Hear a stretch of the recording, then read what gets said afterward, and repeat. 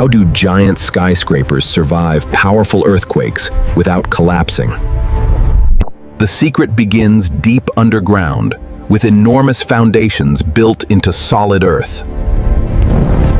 Modern skyscrapers are designed to bend and move instead of breaking. Some buildings even use giant shock absorbers to reduce vibrations. Before construction, engineers test skyscrapers against powerful earthquake simulations. Even the glass and materials are specially designed to survive extreme pressure.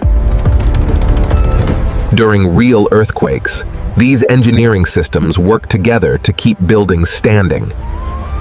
That's how modern skyscrapers survive earthquakes and protect millions of people every day.